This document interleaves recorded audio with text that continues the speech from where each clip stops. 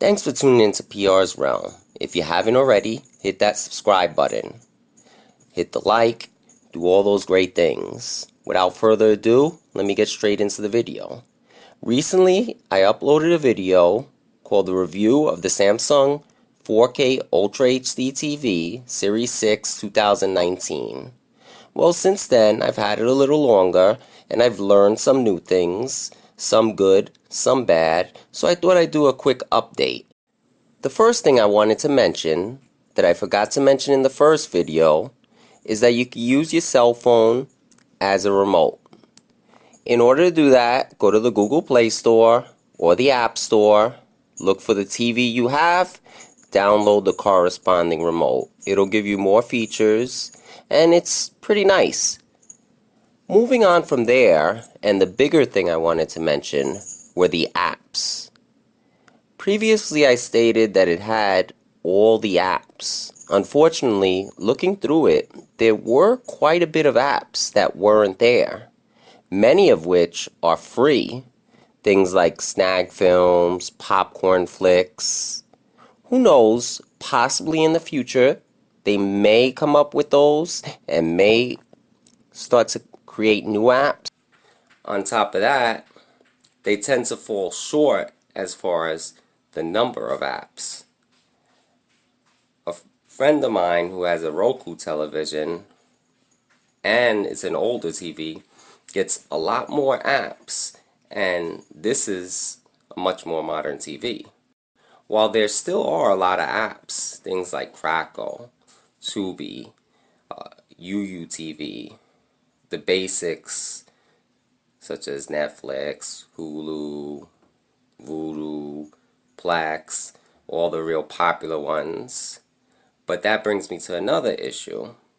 There are certain apps such as DirecTV, Apple TV, a lot of apps that are paid for that come with the TV, and unfortunately, even if you don't subscribe to those apps and they're worthless to you, they're just taking up space, you can't erase them. There isn't a lot of space on the hard drive. I even got to a point where I had to take out some apps. However, the good thing is you can add memory. You could add a flash drive to the back and it recognizes it right away. So, although it's not the largest hard drive, there are compensations. It does allow for you to add external memory, and it works just as well. Some of the other issues I came across, which at first I thought was the internet, turned out to be some of the individual apps, whereas some of the companies said it had something to do with the Samsung TV. Recently, some of them were fixed. For example, on Tubi, some of the movies were not loading. They were just coming up with a blank screen on the Samsung TV. So there was some problems with freezing, which as of recently, it seems like that problem had been corrected. It might have been just an internal glitch. So I wouldn't really hold it against them, but it's just something to mention and something I'm going to look out for in the future. I also checked out a lot of the apps that have TV. Of course, there's Pluto, but Samsung has its own exclusive channels like TV1, TV2, which has a whole bunch of channels in it. I'll show you here on the home menu.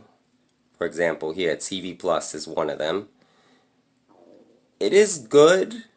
I was expecting more modern shows and unique shows. They tend to have a lot of very old shows, and a lot of the channels also look very poor.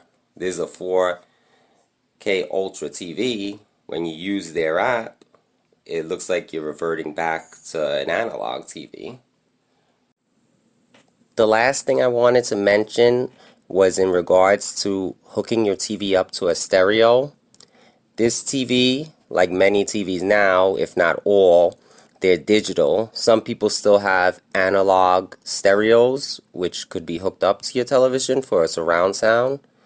Luckily, it's very easy to do. I have a video on that, so I'm not going to go too deeply into that. Make sure you check that video out. If you haven't seen the original review and you want to know a little more, check that one out. Feel free to leave a comment.